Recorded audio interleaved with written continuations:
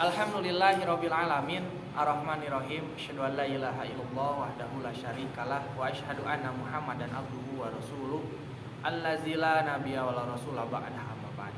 Alhamdulillah, dalam kesempatan kali ini kita akan membahas mengenai Isra Mi'raj. Karena kebetulan hari ini adalah hari di mana pada saat itu Nabi Muhammad SAW melaksanakan Isra Mi'raj. Bagaimana? Apakah ada yang tahu seperti apa itu Isra Mi'raj dan bagaimana untuk apa Isra Mi'raj? Mari kita sedikit membahas mengenai Isra Mi'raj. Yang pertama yaitu Isra Mi'raj. Isra Mi'raj itu berasal dari dua kata, yaitu Isra dan Mi'raj. Isra yang pertama yaitu perjalanan Nabi Muhammad SAW dari Masjidil Haram di Mekah ke Masjidil Aqsa di Yerusalem atau di Palestina. Itu adalah Isra. Kemudian yang kedua yaitu Mi'raj. Mi'raj itu adalah perjalanan Nabi Muhammad SAW dari Masjidil Aqsa Yerusalem Palestina tadi, kemudian naik ke atas yaitu ke langit ketujuh, yang dimana langit tujuannya itu adalah Sidratul Muntaha. Nah, jadi Isra Mi'raj itu mempunyai arti perjalanan Nabi Muhammad SAW dari Masjidil Haram di Mekah ke Masjidil Aqsa ke Palestina, kemudian dari Palestina naiklah ke atas yaitu ke langit ketujuh, yang dimana pada saat sampai ke langit ketujuh yaitu tujuannya adalah ke Sidratul Muntaha. Nah, pertanyaannya, Nabi Muhammad SAW naik apa sih? Bisa perjalanan begitu cepat, dan perlu diketahui perjalanan Nabi Muhammad Isra Mi'raj itu adalah hanya dalam satu malam saja. Nabi Muhammad SAW yaitu menaiki tunggangan yang disebut yaitu buruk. Nah, apa sih yang dimaksud dengan buruk? Buruk itu adalah binatang tunggangan, yang dimana di dalam keterangan disebutkan buruk itu menyerupai bigol atau bagol. Apa bigol atau bagol itu? Bigol atau bagol itu adalah persilangan antara kuda betina dengan keledai jantan. Nah, maka menghasilkanlah yang disebut dengan bigol atau bagol ini. Tapi bukan buruk ya, ini menyerupai bigol, bagol, yaitu persilangan antara kuda betina dengan keledai jantan. Nah, buruk ini adalah yang dinaiki oleh Nabi Muhammad SAW dari Masjidil Haram ke Masjidil Aqsa, kemudian sampailah ke Sidratul Muntaha. Nah, kemudian dalam keterangan disebutkan Nabi Muhammad SAW bersabda, wa utitu bidabatin abyad dunal bagli fauqa al-himaru al-buraq. Dibawakan kepadaku hewan yang berwarna putih, dunal bagli menyerupai yaitu bigol atau bagol, fauqal himar yaitu mirip dengan keledai, al-buraq yaitu buruk. Hadis riwayat Bukhari nomor 3207. Nah, kembali lagi, buruk itu adalah tunggangan yang dinaiki oleh Nabi Muhammad SAW untuk sampai ke Sidratul Muntaha. Nah, ciri-ciri buruk itu ada 5. Yang pertama yaitu buruk itu adalah binatang tunggangan. Ya. Yang kedua yaitu buruk itu menyerupai keledai, tadi telah disebutkan di dalam hadis Nabi Muhammad SAW. Yang ketiga yaitu berwarna putih. Yang keempat yaitu satu langkah buruk itu adalah sejauh mata memandang. Contoh misalkan, saya memandang ke arah depan sejauh sana. Nah, itu adalah satu langkah dari buruk tersebut. Sudah dipahami ya? Begitu cepatnya buruk. Mengapa pada saat itu hanya dalam satu hari saja bisa sampai ke atas gitu. Nah, maka inilah yang disebut dengan buruk. Dan yang kelima, ciri-ciri buruk ini adalah yang terakhir, yaitu buruk itu bisa diikat seperti tunggangan yang lain seperti keledai, kuda gitu dan lain sebagainya. Nah, kembali lagi kepada tadi Isra Mi'raj, yaitu perjalanan Nabi Muhammad SAW dari Masjidil Haram ke Masjidil Aqsa, kemudian naiklah ke Sidratul Muntaha atau langit ketujuh. Nah, pada saat itu Nabi Muhammad SAW ditemani oleh malaikat Jibril. Nah, pada saat itu dari Masjidil Haram di Mekah ke Masjidil Aqsa ke Palestina, kemudian naik ke atas ke Sidratul Muntaha, itu ditemani oleh malaikat Jibril. Nah, pada saat dari Masjidil Aqsa ke langit pertama, Nabi Muhammad SAW sampailah di langit pertama. Kemudian di langit pertama, Nabi Muhammad SAW bertemu dengan Nabi Adam alaihissalam. Kemudian pada saat itu, Nabi Muhammad SAW langsung ngobrol, bertegur sapa dengan Nabi Adam. Setelah ngobrol, bertegur sapa, kemudian Nabi Muhammad SAW mau melanjutkan ke langit kedua. Pada saat itu Nabi Adam mendoakan ke Nabi Muhammad SAW, mendoakan kebaikan kepada Nabi Muhammad SAW. Nah, kemudian pergilah dari langit ke-1 ke langit kedua. Kemudian di langit kedua Nabi Muhammad SAW itu bertemu dengan Nabi Isa. Tidak hanya dengan Nabi Isa saja. Di sana Nabi Muhammad SAW bertemu dengan dua nabi. Yang pertama itu Nabi Isa dan yang kedua yaitu Nabi Yahya. Kemudian pada saat itu Nabi Muhammad SAW yang ditemani malaikat Jibril tadi bertegur sapa, kembali ngobrol dengan Nabi Isa dan Nabi Yahya alaihissalam tadi. Kemudian setelah ngobrol panjang, pada saat itu Nabi Muhammad SAW mau melanjutkan ke langit ketiga. Kedua nabi tersebut yaitu Nabi Isa dan Nabi Yahya itu mendoakan kebaikan kembali kepada Nabi Muhammad SAW. Nah, kemudian setelah dari langit kedua Nabi Muhammad SAW naik ke langit tingkat yang ketiga, yaitu di langit ketiga. Nabi Muhammad SAW bertemu dengan Nabi Yusuf. Siapakah Nabi Yusuf? Nabi Yusuf itu adalah nabi atau manusia yang paling tampan, yang dimana Allah Subhanahu wa Ta'ala menciptakan Nabi Yusuf ini dengan tampan sekali, tampan, ganteng gitu kan, kasep. Nah, gitu. Maka Nabi Muhammad SAW pada saat itu kembali bertegur sapa dengan Nabi Yusuf, dengan para nabi-nabi pendahulu tadi kan dari awal ngobrol bertegur sapa. Setelah daripada itu Nabi Muhammad SAW kembali melanjutkan perjalanannya, yaitu ke langit keempat. Sebelum pergi ke langit keempat, Nabi Muhammad SAW kembali didoakan oleh Nabi Yusuf alaihissalam, yaitu didoakan kebaikan. Kemudian sampailah ke langit keempat dari langit ketiga. Kemudian di langit keempat Nabi Muhammad SAW bertemu dengan Nabi Idris alaihissalam. Pada saat itu biasa Nabi Muhammad SAW bertegur sapa, ngobrol dengan Nabi Idris, gitu kan? Nah, for your information teman-teman, Nabi Idris ini adalah Nabi yang pertama kali mengenal tulisan. Jadi sebelum Nabi Idris itu sebelumnya belum ada. Nah, pada saat Nabi Idris alaihissalam, beliaulah yang mengenali pertama kali tulisan itu seperti apa. Nah, singkat cerita itu ya teman-teman bisa baca nanti di tarikh sejarah kisah Nabi Idris nanti. Nah, setelah tadi ngobrol bertegur sapa dengan Nabi Idris, kemudian Nabi Idris pun sama mendoakan kebaikan kepada Nabi Muhammad SAW. Kemudian Nabi Muhammad SAW kembali naiklah ke atas, yaitu ke langit kelima. Nah, di langit kelima ini Nabi Muhammad SAW bertemu dengan Nabi Harun. Siapa Nabi Harun?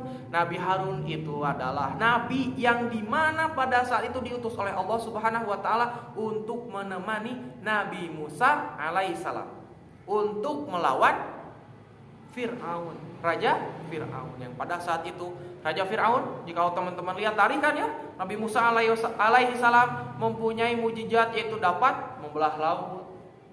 Kemudian dalam keterangan lain disebutkan Nabi Musa alaihissalam bisa merubah tongkat menjadi ular.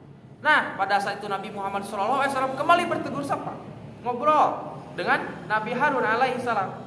Kemudian setelah itu kembali Nabi Harun alaihissalam pun sama mendoakan kebaikan kepada Nabi Muhammad SAW.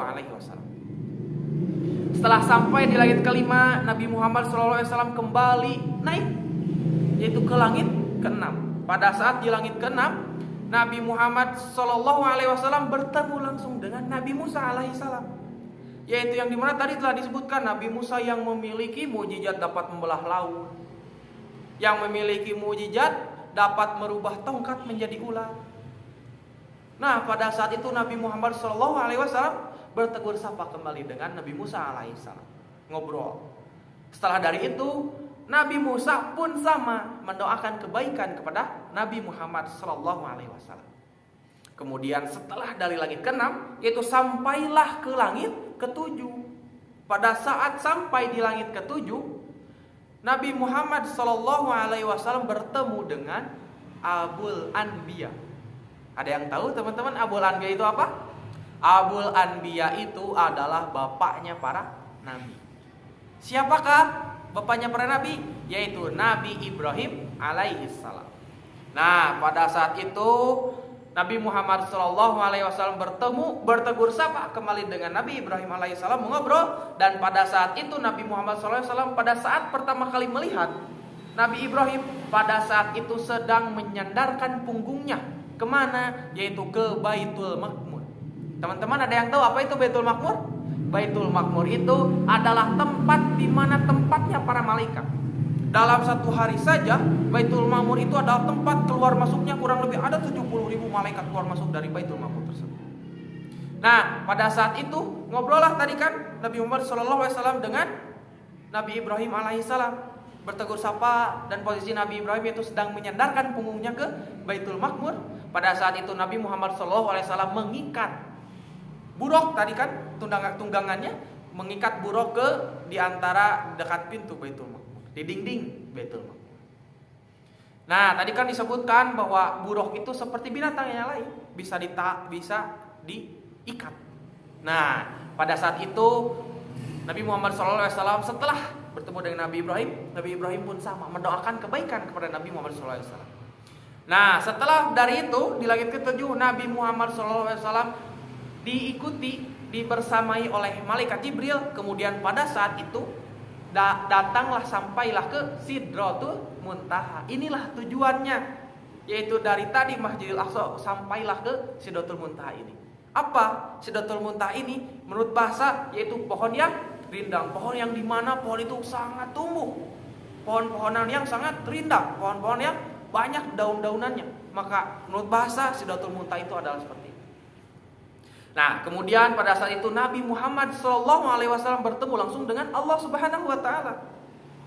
Pada saat itu Nabi Muhammad SAW langsung mengobrol, diskusi dengan Allah Subhanahu Wa Taala. Teman-teman ada yang tahu Nabi Muhammad SAW diskusi apa?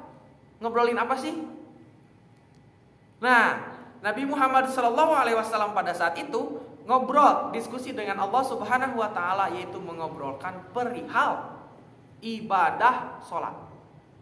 Pada saat itu Allah Subhanahu Wa Taala memutuskan kepada Nabi Muhammad untuk melaksanakan sholat dalam sehari itu 50 waktu untuk umat. Bayangkan teman-teman, 50 waktu dalam sehari, bagaimana sholatnya? Waktunya seperti apa? Terus aktivitas kita mau bagaimana kalau misalkan padat sekali untuk melaksanakan sholat? Tidak terbayang ya, 50 waktu dalam satu hari. Kemudian hasil diskusi, ngobrol, karena Nabi Muhammad SAW kasihan kepada umatnya untuk melaksanakan 50 waktu dalam satu hari itu. Kemudian alhasil Nabi Muhammad SAW diberilah keringanan oleh Allah Subhanahu Wa Taala untuk melaksanakan sholat, ibadah sholat itu sebanyak 5 waktu dalam satu hari. Bayangkan jikalau teman-teman disuruh untuk melaksanakan sholat 50 waktu dalam satu hari. 5 waktu wahesenya kadang terlewat, kadang lupa ya, kadang malas gitu kan. Nah, coba bayangkan 50 waktu pada saat itu. Nah, setelah hasilnya tadi kan 5 waktu yang biasa kita lakukan dalam sehari, yaitu 17 rakaat, yaitu sholat subuh, zuhur, asar, maghrib, dan isya. Subuh 2 rakaat, zuhur 4 rakaat, asar 4 rakaat, maghrib 3 rakaat, dan isya 4 rakaat. Totalnya ada 17 rakaat. Nah, inilah inti dari perjalanan Isra Mi'raj. Perjalanan dari Nabi Muhammad SAW dari Masjidil Haram ke Masjidil Aqsa di Palestina, kemudian naik ke atas ke langit ke-7, yaitu ke Sidratul Muntaha untuk mendiskusikan hal ini. Maka pada saat itu diputuskanlah dan diwajibkanlah kepada umat manusia untuk melaksanakan sholat 5 waktu, subuh, zuhur, asar, maghrib, dan isya. Maka inilah 5 kewajiban, 5 pondasi dasar umat manusia dalam menyembah Allah Subhanahu Wa Taala. Jika teman-teman lihat Dalam keterangan banyak disebutkan bahwa sholat ini merupakan as-sholatu imaduddin. Sholat itu adalah tiangnya agama. Sholat itu adalah cerminan dari kepribadian seseorang. Jikalau sholatnya benar, maka sudah dipastikan pasti sholatnya bakal benar. Tapi sebaliknya, jikalau sholatnya belum beres, sholatnya masih bolong-bolong, begitu pula dengan sifat dan kebiasaannya. Maka inilah pentingnya sebuah kisah Isra Mi'raj, intisari dari Isra Mi'raj, yang perlu teman-teman ambil hikmahnya, yang perlu teman-teman lakukan hasilnya, yaitu apa? Ibadah sholat 5 waktu. Kita harus banyak-banyak bersyukur. Mengapa? Karena jikalau kita disuruh diperintahkan untuk sholat 50 waktu, bayangkan dalam satu hari bagaimana itu sholat. Begitu teman-teman. Nah, Isra Mi'raj ini oleh Allah Subhanahu wa taala disimpan di dalam Quran surat Al-Isra, surat ke-17 ayat ke-1. A'udzubillahi minasyaitonirrajim. Bismillahirrahmanirrahim. Subhanallazi asra bi abdihi lailan minal masjidil haram ilal masjidil aqsa allazi barakna haulahu linuriyahu min ayatina innahu huwas sami'um basir. Subhana, maha suci Allah, allazi asra bi abdihi lailan, yang telah memperjalankan hambanya. Siapa? Yaitu Nabi Muhammad SAW pada malam hari, minal masjidil haram ilal masjidil aqsa, yaitu dari Masjidil Haram di Mekah ke Masjidil Aqsa di Palestina. Allazi barakna haulahu linuriyahu min ayatina, yang telah kami berkahi sekelilingnya agar kami perlihatkan kepadanya sebagian tanda-tanda kebesaran kami. Nah, disebutkan dalam Quran surat Al-Isra ini bahwa tadi Isra Mi'raj itu adalah sebagai bentuk kebesaran Allah Subhanahu wa taala. Semua tahapan-tahapan proses dari awal pergi sampai ke atas ke Sidratul Muntaha di langit ke-7, maka itulah adalah kebesaran Allah Subhanahu wa taala. Innahu huwas sami'um basir. Sesungguhnya Dia Maha mendengar dan Maha melihat. Nah, teman-teman, setelah dari kejadian tersebut yang terjadi dalam satu malam saja, pada saat itu Nabi Muhammad SAW kembali turun ke langit, dari langit ke-7 turun ke Masjidil Aqsa yang berada di Palestina, kemudian ke Masjidil Haram yang berada di Mekah. Pada saat itu Nabi Muhammad SAW menceritakan proses semua daripada itu kepada para sahabat dan umat muslim pada saat itu yang ada di sana. Bahkan orang-orang non-muslim pun ada hadir. Nabi Muhammad SAW menceritakan kisah perjalanannya pada saat itu.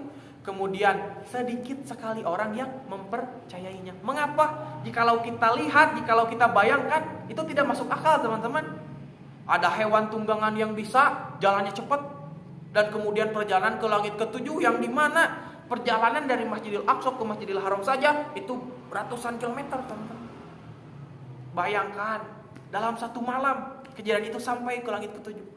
Itu kan tidak masuk akal. Nah, tadi dalam Quran surat Al-Isra disebutkan bahwa itu adalah kebesaran Allah Subhanahu wa taala. Kemudian pada saat itu seperti contohnya ada Abu Jahal yang dimana dia menyebutkan itu hanya dongeng belaka. Itu hanya cerita yang dibuat-buat. Nah, pada saat itu adalah seorang yang bernama Abu Bakar. Abu Bakar As-Siddiq. Nah, Abu Bakar As-Siddiq ini adalah orang yang pertama kali mempercayai kisah Nabi Muhammad SAW tadi. Makanya diberilah gelar As-Siddiq ini adalah pemberian dari Nabi, yaitu orang yang pertama kali mempercayai kisah Isra Mi'raj ini. Makanya disebut Abu Bakar As-Siddiq, orang yang pertama kali mempercayai kisah Isra Mi'raj yang dialami oleh Nabi Muhammad SAW. Nah, jadi itu ya secara singkat penjelasan mengenai Isra Mi'raj, bagaimana intisari dari Isra Mi'raj itu seperti apa, diskusi dengan Allahnya bagaimana. Nah, mungkin itu yang dapat disampaikan. Terima kasih atas perhatiannya. Dan yang terakhir, akan ada 5 pertanyaan yang harus teman-teman jawab. Yang pertama, yaitu apa yang dimaksud dengan Isra Mi'raj. Yang pertama. Kemudian yang kedua, Yang kedua yaitu Nabi Muhammad SAW menaiki apa? Oke, menaiki apa? Kemudian yang ketiga, sebutkan pada di langit pertama, langit kedua, 3 sampai ke langit 7, Nabi Muhammad SAW bertemu dengan siapa saja. Terakhir yang keempat yaitu intisari, apa saja atau inti dari kisah Isra Mi'raj Nabi Muhammad SAW itu apa, untuk mendiskusikan apa, untuk menghasilkan apa. Dan yang terakhir, yang kelima, yaitu siapa orang yang pertama kali mempercayai adanya kisah Isra Mi'raj ini. Jadi kelima pertanyaan tersebut oleh teman-teman dijawab, silahkan diisi di kolom komentar di bawah. Oke, Pak Ibtu, terima kasih atas perhatiannya. Assalamualaikum warahmatullahi wabarakatuh.